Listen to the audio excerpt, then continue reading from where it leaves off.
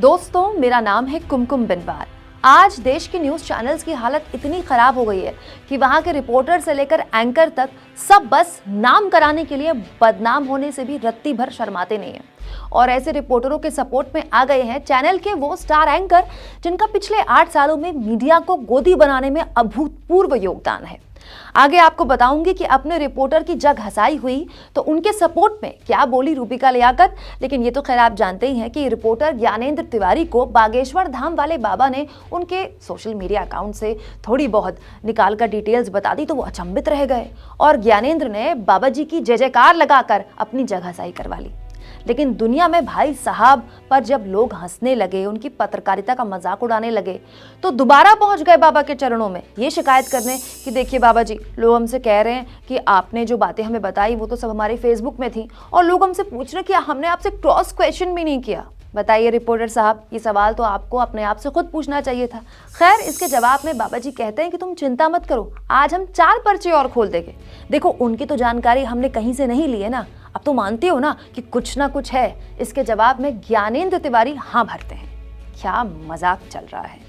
एक बार बाबा के चरणों में लोटपोट करके पत्रकारिता के नाम पर भोंडापन करना क्या कम था जो दूसरी बार भी पहुंच गए वहां। ज्ञानेंद्र तिवारी के दूसरी बार बाबा के दरबार में पहुंचने पर आरएलडी नेता प्रशांत कनौजिया ने कहा, पूरा पैकेज का डील है भाई तिवारी, अपना काम बीच में कैसे छोड़ देंगे। इसे कहते हैं ईमानदार पत्रकार कि पैसा मिला है तो काम भी पूरा करेंगे। वहीं पत्रकार साक्षी जोशी ने कहा, अभी तो और गिरेंगे ये, वैसे भी सब अपने लेवल वालों का ही समर्थन मिल रहा है इसे। अब समर्थन की बात हुई है तो अपने रिपोर्टर की जग हंसाई होने पर रूबिका लियाकत खुद मैदान में आते हुए ज्ञानेंद्र तिवारी की पीठ थपथपाते हुए कहती हैं, देख रहे हो ज्ञानेंद्र, तुम्हारे पीछे सारे लकड़ थक्कों की फौज लग गई है। ये सब मुंह में दही जमा लेते हैं। रामचरितमानस पर मंत्री की टिप्पणी पर इनकी उंगलियों में लकवा लग जाता है। चंगाई में शैतान भगाने पर, कुछ लिखने में, बंदूक से जिन भगाने वालों पर इन्हें मोतियाबिंद हो जाता है। खेल समझो। क्या बात है रूबिका जी, आपके हिसाब से एक के गलत पर सवाल उठे तो आप ये कहेंगी कि फलाने के गलत को गलत नहीं बताया जाता, ढिमकाने के गलत को गलत नहीं बताया जाता। और बाय द वे, ये किसने कहा कि लोग तमाम चीजों पर नहीं बोलते। प्लास्टिक की बंदूक से जिन भगाने वाले मौलवी हों या ऐसे भूत भगाने वाले ढोंगी फादर, हम जैसे लोग सबसे एक ही सवाल पूछते हैं कि धर्म के नाम पर अंधविश्वास क्यों।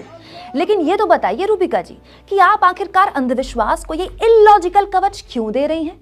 खेल समझाइए जरा। खैर, रूबिका का साथ मिला तो भाई ज्ञानेंद्र तिवारी और ताव में आते हुए कहते हैं, सनातन को प्रणाम था, सनातन को प्रणाम है और सनातन को प्रणाम रहेगा।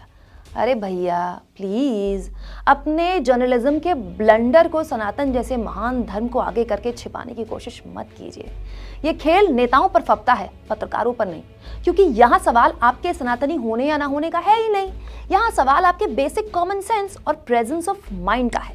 वो कॉमन सेंस जो एक्चुअली में उम्मीद की जाती है कि हर रिपोर्टर में तो होगा ही होगा। आपकी थोड़ी बहुत सोशल मीडिया की जानकारी बाबा ने बताई तो आपने जरा सा भी कॉमन सेंस नहीं था कि आप समझ पाते कि पूरा खेल क्यों हो रहा है। और प्रेजेंस ऑफ माइंड वो जिसमें आप बाबा से तुरंत 1000 को क्रॉस क्वेश्चन कर लेते, उनकी जय जयकार करने की बजाय। उस वक्त तो आप नीलबट्टा सन्नाटा हो गए और आज आप अपने आप को महान स्वतंत्रता सेनानी चंद्रशेखर आजाद की तुलना हो रही है आपकी, तो आप उस पर दम भर रहे हैं। हे भगवान, यही देखना बाकी रह गया था बस। दोस्तों, बहुत संभव है कि इस एक कांड से ना रिपोर्टर ज्ञानेंद्र तिवारी का उनके चैनल में कद बढ़ जाए कुछ वक्त के लिए, लेकिन सारे चैनलों के आगे भाई साहब एक्सपोज हो गए। अब सारे संपादकों और हमारे जैसे चैनल के पढ़े लिखे दर्शकों को भी ये पता चल चुका है कि भाई साहब का प्रेजेंस ऑफ माइंड और कॉमन सेंस किस लेवल का है और एक जर्नलिस्ट के लिए ये लॉन्ग टर्म में ठीक नहीं है। आप इस मुद्दे पर क्या सोचते हैं दोस्तों? कमेंट बॉक्स पर अपनी राय जरूर दीजिए। चैनल को ज्वाइन भी कीजिए और सब्सक्राइब भी।